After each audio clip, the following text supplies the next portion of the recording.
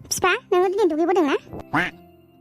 मानो दुगैया जानांगौ जाखो इसे गरमावलाय फाग्लिनो बेखि सोंथि जायोलै सोरबा माबाहाय फिफा आङो गोलोम बोथोरनि समखाय नोंखौ दुगैबोखै साननानै सोंदों आङो। नोंथ' आंनि खाथियाव एसे गोबाव माने जिरायसिगोन नालाय ओंखायनो आफाखं मोनामसिगोन साननानै आङो सोंनाय जादों आरो। आंखौ बारा मानसिफोरनि सिगाङाव एसेबां इनसाल्ट दा खालामनाङो बिमा। नायगिरि बिथांमोनहा आंखौ दुगैया होनना सानगोन ना। अके फिफा आं दिनैनिफ्राय जेबो बुंथारला। फैदो जोङो बिदिब्ला गाव गावनि खामानिखौ मावलांसै। दे होमब्लालाय फिफा कार्यक्रमखौ सुरु खालामदो। हे गाइस खुलुमबाय आं हायना। आरो आं राखेब। नोंथांमोनाथ' आंखौ मिथिखायो आं हायनानि फिसाय राखेब। गिबियावनो आङो बुंनो सानग्रोदो जायफोर बिथांमोननि कमेन्टखौ आङो पिकआप खालामनो हायाखै बा हास्लाबासै स' नोंथांमोनहा आंखौ गाज्रि मोननो नाङा। ओमफ्राय आंनि बे पस्टनि गेजेरजों जायफोर सोंथि सोंहरदोंमोन 70% सोंथियानो कमन कुइसन गोग्लैदो। स' बे 70% कुइसननि एन्सारखौ आङो खेबसेनो होलांगोन। स' नोंथांमोना गाज्रि मोननो नाङा। बिदिब्ला जोङो भिडिअखौ जागायजेननोसै। फिफा दे आवरायजेनदो। दे बिमा जागोन। गिबियावनो सुजिता गयारिया सोंदों नोङो हौवा ना हिन्जाव? आङो बे खोथाखौ क्लियार खालामनानै होनोसै दिनैबो। आङो पस्टनि गेजेरजोंबो आङो बेखौ क्लियार खालामखादोंमोन दाखालि। स' जायफोर दासिमबो मिथियाखै आं बिसोरनो क्लियार खालामनानै होनोसै। जायफोर आंखौ आदा बुंहरगासिनो दङ बा गुमै सालथे ब्र' बेफोरबायदि बुंहरगासिनो दङ आङो बे नङा आङो आब'सो। नोंथांमोना आंखौ आब' बा मादै जिखुनु सोमोन्दो लानानै गाबज्रिनो गोसो जाया मानो गाबज्रिनो हागोन आरोना। आरो बिथाङा सोंबावदों आब'आ बहानि आरो मा डिस्ट्रिक्टनि? आगै सुजिता गयारि आङो क'क्राझार डिस्ट्रिक्टनि सिङाव थानाय सालाकाटि एरियानि। आङो गामिखौ खोन्थाथ'ला मालाबा खोन्थानोसै। आरो बिथाङा सोंबावदों दि आब'आ हाबा जाबायना जायाखै? भिडिअनि गेजेरावथ' आङो राखेबनि हिन्जाव आरो फिसाजो सासे दङ खिन्थु आङो रियालिटियाव दासिमबो हाबा जाथ'वाखै आरोना। आरो बिथांनि लास्ट कुइसन बिथाङा सोंदों आब'आ सिख्लाबा बेसे फरायखो? आयु फिफा आं फरायनाय होनबाथाय बिराद लाजिसोनो ओंखारो आङो। मानो बेखौ सोङोथाय? दे बिमा जेबो नङा नंगौखौ नंगौ खोन्थाना हो लाजिनाङा। जागोन दे होमबा फिफा। सुजिता आगै गयारि आंहा इसिबां माने फरायनाय लिरनाय गैया। आङो जाखिनि फरायदों आङो बेजोंनो माने आवगायलांगासिनो दङ। ओमफ्राय आंनि फरायनायखौ सोङोब्ला आङो डिग्रि कमप्लिट जायाखै। डिग्रि कमप्लिट जायैनि सिगाङावनो आङो जब मोनदों नालाय ओंखायनो जबखौ मावगासिनो दं आङो दा। बुंनो थाङोब्ला आङो एचएस पास आरोना। नेक्स्टआव दङ मैना बसुमतारी, रिंकु बसुमतारी आरो इसान मोसाहारि। बिथांमोननि कुइसना सेम कुइसनानो बेखौ खोन्थाथ'ला। बेनि उनावहाय दङ मिथुन ब्रह्म। बिथाङा सोंदों नोंथाङा मोदै पार्टखौ बेसेबां पार्टसिम लांगोन? मिथुन ब्रह्म नोंथां आङो मोदै पार्ट भिडिअखौ 50% लांनो सानदोंमोन। ओमफ्राय भिडिअनि काहानिया मा खिथियो आङो उनावहाय नायनोसै र'। हय बारनोबो हागौ बा खमबो जानो हागौ आरोना। नेक्स्टआव दङ सुमन बर'। बिथाङा सोंदों मा एपजों भिडिअखौ बानायो? सुमन बर' आंनि बे कार्टुन भिडिअ बानायनाय एपआनो जाहैबाय टुइनक्राफ्ट। नोंथांमोनहा जुदि डाउनलड खालामनो गोसोबा प्ले स्ट'राव थांनानै डाउनलड खालामना लानो हागोन। बोसोन बसुमतारी बिथाङा सोंदों नोंसिनि न'खराव सोर सोर दङ आब'? बोसोन बसुमतारी नोंथां जोंनि न'खरावथ' बिराद बुरजा फेमिलि दङ। ओमफ्राय फार्स्टआवनो जोंहा आफा गैला आइ दङ, आदा सानै दङ, आदा सानैनि बाजै सानै दङ, बाजै गिदिरहा फिसाजो सासे दङ, ओमफ्राय आब' सासे दङ बिथाङा हाबा जाबाय, ओमफ्राय आं दङ, ओमफ्राय आंनिफ्राय दुइसिन फंबाय दङ। बर' राव गेवलांथों बिथाङा सोंदों नोंना मोजां मोननाया बबेनि आरो मा मावो? लोगोसे नोंनि गुबै मुङा मा आरो नों माबाफोर जब एबा साख्रिफोर मावो नामा? आसा खालामनानै थाबाय फिननायखौ। बिमा नंगौ खोन्था। आं थाखानानै नोंहा आरो गुबुनजों सोरजोंबा लाइन दंबावो नामा? आयु फिफा नों थाखानानैलाय आंहा सोर थाबावनांगौ जाखो? नोंनो आंनि आमाय थुबाय फिफा। अब्लाबो फिफा आं खोन्थाना होनोसै आंनि नायगिरि बिथांमोनहा आसा खालामनानै थागोन ना। दे खोन्थाना हो दे। बर' राव गेवलांथों नोंथां आंहा मोजां मोननाय दंखायो आरो नंगुमैया। आरो बिथाङा मा मावो होननानै सोंदोंमोन ना? बिथाङा अदालगुरि डिस्ट्रिक्टनि सिङाव थानाय गंसे ITI-आव स्किल सेक्टरनि एसिस्टेन्ट मेनेजार अपारेसनाव मावगासिनो। आरो आंनि गुबै मुङानो जाहैबाय सोमजिना बसुमतारी आरो मुस्काना जाहैबाय आंनि निकनेम। आरो आङो मा मावो होननानै सोंदोंमोन ना? औ फंबाय आंबो फिसा जब मावो। आङो जेब्ला डिग्रि फरायबाय थादोंमोन अब्लानो आङो जबखौ मोनदोंमोन फंबाय। ओमफ्राय जबनि गेजेरजोंनो आङो राजस्थानाव थांनानै Rajiv Gandhi institute of technology and मेनेजमेन्टनि आन्दाराव diploma in apparel manufacturing technology course खालामनानै फैदो। ओमफ्राय बेजों लोगोसे आङो ब्रिडेल मास्टार प्रफेसनेल कर्सनिबो ट्रेनिं होयो। जुदि नोंथांमोना सोरबाफोर ब्रिडेल मास्टार कर्स लानो गोसो दङब्ला बा सोरबाफोर गोसो गुदुं मानसिफोर दङब्ला आंनो कन्टेक्ट खालामनो हागोन। स' थेंक इउ स' माच नोंथांनिसिम। फुटु दैमारि बिथाङा सोंदों आब' नों माबाफोर जब मावो नामा अन्नानै खोन्थाहर। फटु दैमारि नोंथां दा बावैसो एसे सिगाङावनो आं खोन्थाबोखाबाय आङो मा मावो। नायगिरि नोंथांमोन आं खेबसे आरो बुंना होबावनि जायफोर बिथांमोननि कुइसना कमन गोग्लैदों स' आं बिथांमोननिखौ पिकआप खालामब्ला स' नोंथांमोना बिनि थाखाय गाज्रि दामोन। ओमफ्राय फिफा दे आरो सोरनि दंबावोथाय? मदसा बसुमतारी बिथाङा सोंदो आंनिफ्रायबो मोनसे सोंथि आब' नोंनि नामा मा नोंस्रा नखराव साबैसे? बिनि फिननायखौ आङो होबोखाबाय फंबाय। बिमा बिथाङानो आरो सोंबावदो ओमफ्राय नोंनि बर'नि साबसिन देंखोगिरिया सोर? देंखोगिरि होननानै बुङोब्ला गासैबो देंखोगिरियानो मोजांजोब आंनि थाखाय, खिन्थु आंनि बर'नि साबसिन देंखोगिरियानो जाहैबाय बर'नि देंखोगिरि सुलेखा मेमखौ आं बांसिन मोजां मोनो आरो बिथाङा सोंबावदों नै बिमा आब'आ माबोला हाबा जागोन? बिमा साबैसे हौवा लानो नागिरदों नोङो? आंनो दंखायो आरो सोरखौ लाबावगोन नोंलाय? औ फिफा आंहाथ' नोंनो दंखायो अब्लाबो आङो एमने बुंनानै हरनोसै आरोना। फंबाय मदसा हाबानि टारगेटआथ' जोंहा देग्लायनोमोन, ओमफ्राय कभिड-19नि सिटुएसना मा जायो नायनोसै र', जाबोला खबर मोनगोन आरोना। ओमफ्राय नेक्स्टआव दङ ममि ब्रह्म बिथाङा सोंदों आंनिफ्राय मोनसे सोंथि आब' नोंहा नखराव साबैसे दं आरो नों मा गामिनि आब' आरो नों मा खालामना थानो मोजां मोनो? ममि ब्रह्म आगै नोंथांनि गासै सोंथिनि फिननायखौ आङो एसे सिगाङावनो होबोखाजोबखाबाय। ओमफ्राय आङो ओरैनो थाबाय थानाय समावहाय सिरियेल नायनो मोजां मोनो आरो फ्रि टाइम मोनोब्ला आङो नोंथांमोननि थाखाय भिडिअ खालामो, ओमफ्राय नखरनिबो माखासे खामानिफोरखौ मावो, ओंखाम ओंख्रि सङो जायो, थोरसि लथा सुयो, बायदि बायदि खामानि आरोना। बेनि उनावहाय दङ मैना बसुमतारी, पुर्ण नार्जारी, दि दैमारी आरो तारुन बर' बिथांमोननि कुइसननि एन्सारखौ एसे सिगाङावनो होबोखाजोबखाबाय। ओमफ्राय बिनि उनावहाय दङ बिजुलि बसुमतारी बिथाङा सोंदो आब' मोनसे कुइसन सोंनि नोंनि फेभरेट दख'ना कालारा मा आरो शपिं खालामनो मोजां मोनो ना मोना? बिजुलि बसुमतारी नोंथां आङो बांसिन आंनि फेभरेट कालारानो जाहैबाय ब्लेक। आङो बांसिन दख'नाबाबो गस्लाबाबो ब्लेक कालारखौ आं बांसिन गानो आरो शपिंखौथ' आंखौ बुंनांखाया, आं शपिं खालामनो जोबोद मोजां मोनो। ओमफ्राय मना बुङाबानो बा आखाइयाव मोनथाम मोनब्रै बेग नङाबानो आङो माने मोजां मोना आरोना। आङो मालाबा हाथायाव मैगं बाजार खालामहैयो नालाय, आरो आं बे मैगं बाजाराव आंनि मैगं मनाया बुङाबानो माने आंनि गोसोआ मालाबाबो सान्ति जाया आरो। स' थेंक इउ स' माच बिजुलि नोंथांनिसिम।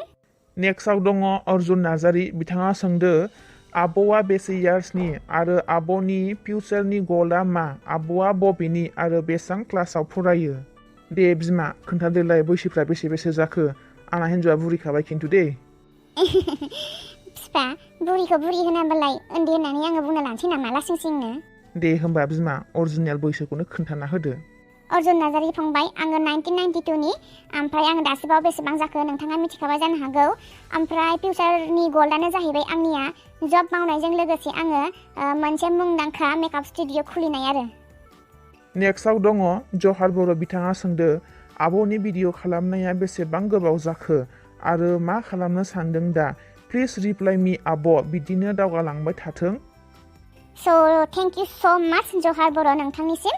नोंथांमोननि अननाय आरो मोजां मोननायनि गेजेरजों आङो दिनै 20K साबस्क्राइबार बारनो हाबोबाय आरो आसा खालामो आङो नोंथांमोना आंखौ बेबायदिनो अनलांबाय थागोन होनना। ओमफ्राय आंनि भिडिअ खालामबोनायानो जाहैबाय नैबे जुननि 17 तारिख मोनफैब्लासो आंनि भिडिअआ बा आंनि चेनेला 1 इयार कमप्लिट जागोन। नेक्स्टआव किरण बसुमतारी बिथाङा सोंदों आंनि सोंथिया जाहैबाय नोंथाङा मा कालारनि दख'नाखौ गाननानै मोजां मोनो? नोंथांनि कुइसननि एन्सारखौथ' आं एसे सिगाङावनो होबोखाबाय, ओमफ्राय अब्लाबो आं खोन्थाबावनोसै आङो बांसिन ब्लेक कालार गानना मोजां मोनो। आरो दंबावो ललिता ब्रह्म, बड' बार', सन्जय बसुमतारी बिथांमोननि कुइसना सेम। NS ब्लगार बिथाङा सोंदो नोंथांमोननि भिडिअआ ओरैबायदि मोजां जेन' रागा जोंनाय समबाबो मिउटआ जोबोद फ्रि सफैफिनो। नोंथांनि टेलेन्टआ जोबोद बाख्नायथाव। दासान्दि मा खालामनानै दंथ'यो फ्रेन्ड? मा फरायगासिनो? गिबियावनो नोंथांनिसिम जोबोद साबायखर बावहरबाय आङो। नोंथाङा दि आंनि थाखाय एसे मोजां माने कमेन्ट लिरनानै हरदो। ओमफ्राय आं नोंथांनि बुंनाय बादि एसेबां टेलेन्टनि मानसि नङा, जास्ट माने साधारन सासे मानसिसो आरो न। दासान्दिथ' लकडाउन सोलिगासिनो दङ बयबो मिथिखायो ओमफ्राय लकडाउननि थाखायनो आङो दा न'आव फैनानै दंफैथ'यो ओमफ्राय फ्रि टाइम मोनोब्ला नोंथांमोननि थाखाय आङो भिडिअ खालामो ओमफ्राय भिडिअ खालामखांनायनि उनावहाय न'फोरनि खामानि मावो ओंखाम संग्रानि खामानि मावो ओमफ्राय बायदि बायदि बेफोरबायदिनो आरोना रिजु गयारि बिथाङा बुंदो लिंसारखौबो दिन्थिबाय था आब' नायनो इन्टारेस्टसिन जायो आरो राखेबनि ड्रेसखौबो सम सम बेलेग बेलेग गाननाय हो आब'। रिजु गयारि आगै आङो नाजागोन सम सम हेलिना आरो लिंसारखौबो देखायनो थाखाय ओमफ्राय राखेबनि ड्रेसखौ आं ट्राइ खालामगोन माने गेजेर गेजेर बेलेग बेलेग होनो थाखाय नोंथांमोना आंनि भिडिअखौ बिदिनो नायलांबाय था हेलिना आरो लिंसारनि रमान्टिक सिनआ फैगासिनो दङ स' थेंक इउ स' माच नोंथांनिसिम। खनजय बसुमतारी बिथाङा सोंदों आब'आ दासान्दि मा खालामगासिनो भिडिअनि अनगायै आब' आंनिखौ रिप्लाइ होथार दे आब' सना। दासान्दि आङो मा खालामबाय थायो नोंथांमोननो आङो फोरमायनानै होबोखाबाय ओमफ्रायो भिडिअनि अनगायै आङो गोदान गोदान लुक्सनि मेकआप क्रिएट खालामबाय थायो आरो। नेक्स्टआव दङ के मन्ट नार्जारि बिथाङा जोबोद गोलाव सोंथि सोंदो लाइफआव साक्सेसफुल जानो नाजानाया गोनांथार नंगौना आब' मानसिनिफ्राय मोनसे स्टेपसिम सहैनो गोबां खस्थ' नाङो बाट बेखौनो माखासे मानसिफोरा बुजिया आब' मालायनि एम इगनर खालामो बियो गोनांथि नंगौना आब' जाय मालायनि दुखुआव मिनियो साक्सेसफुल जानो थाखाय फिसा खामानिनिफ्रायनो जागायनांगोन नाथाय माखासे मानसिया मानो मालायनि मावनायखौ मेगन सायो आब'। के महन्त नार्जारि आंहाबो एसेबां नलेज गैया नोंखौ बुजायनो थाखाय खिन्थु आंनि गोसोआव जाखिनि माने नोंथांनिसिम बुंनो हानाय गोहो दङ आं बेखौनो बुंनोसै। लाइफआव जुदि जोङो साक्सेसफुल जानो गोसो दङब्ला जोङो मोनसे स्टेपनिफ्राय गुबुन मोनसे स्टेपसिम सहैनो थाखाय गोबां खस्थ' खामानि मावनांगोन आरो जों बे खस्थ'खौ जोङो जेसेबां हायो जोङो नाजानांगोन नाजायाब्ला जोङो जोंनि जिउनि थांखिसिम जों मालाबाबो सहैखानाय नंखाया। जेरै जोङो क्लास 1निफ्राय क्लास 10सिम जेरैबायदि खस्थ' खालामनानै हर सान फरायनानै नाजासे नाजानायनि गेजेरजों स्टेप बाय स्टेप लामाफोरखौ जोङो बारग'बोदोंमोन थिग बेबायदिनो जोङो गावनि जिउनि थांखिसिम सहैनो थाखाय गोबां खस्थ' खालामनांगोन गोबां खस्थ' खालामनानैसो जोङो गावनि थांखिसिम सहैगोन।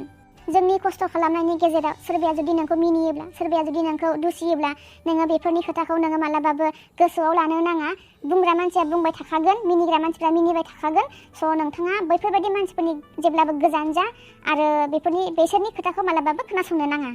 मानो होननानै बुङोब्ला जाय मानसिया नोंखौ मिनिदों जाय मानसिया नोंखौ दुसिदों दा बैफोरबायदि मानसिफोरनि गोसोआव जेबो साननाय होननायानो गैया मानोना बिस्रा जिउनि थांखि होननायानो गैया आरो बेनिखायनो फंबाय मालायनि खोथाखौ खोनासंनो नाङा आंनाथ' रोदायावबो हाबा मालायनि बुंनाया आङो उन्दैनिफ्रायनो जोबोद खस्थ' खालामबोनाय आरो आंबो मोनसे फिसा खामानिनिफ्रायसो स्टार्ट खालामबोदों ओमफ्राय नोंथाङाबो मालायनि खोथाखौ खोनासङा लाबानो गावनि गोसो बायदि गावनि खामानिखौ मावलांबाय था आरो जेब्लाबो हेपियै था स' थेंक इउ स' माच नोंथांनिसिम। नेक्स्टआव दङ अनजालु मुसाहारि बिथाङा सोंदों आइ एम फ्रम चिरां आंनि मोनसे कुइसन सिस्टार कुइसन नाम्बार 1आव दङ मोदै पार्टनि स्क्रिप्टखौ माबोरै साननाय सिस्टार कुइसन नाम्बार 2आव दङ सिस्टार हायनानि फेमिलिया मोजां जालांगोन ना सिस्टार आं जा मोजां मोनखायो सिस्टार ओमफ्राय मोनसे लाइक होखायो आङो। कुइसन नाम्बार 1नि एन्सारानो जाहैबाय मोदै पार्टनि स्क्रिप्टआ मोनसे रियेलिटिमोन आरो आं बै रियेलिटि काहानिखौ लानानै दिनै गावनि गोसोनिफ्राय सानै दिनै आङो 41 पार्टसिम लाबोबाय आरो। कुइसन नाम्बार 2नि एन्सारानो जाहैबाय आङो हायनानि फेमिलिखौ लासैनो मोजां खालामलांगोन। स' थेंक इउ स' माच आंनि भिडिअखौ नायना मोजां मोननायनि थाखाय।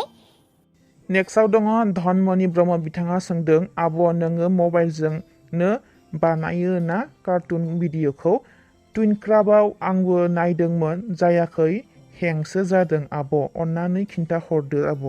धनमणि ब्रह्म आगै आङो आंनि कार्टुन भिडिअखौ आंनि मबाइलजोंनो खालामो ओमफ्राय नोंथांनि मबाइला जुदि हें जादोंब्ला नोंथाङा नोंथांनि गेलारिखौ एसे स्पेस क्लिन खालामनानै होबानो जाबाय आरो ना मानो होननानै बुङोब्ला कार्टुन भिडिअफोरा 8 मिनिट्स बा 10 मिनिट्सफोरावनो 2 GB 3 GB जायो।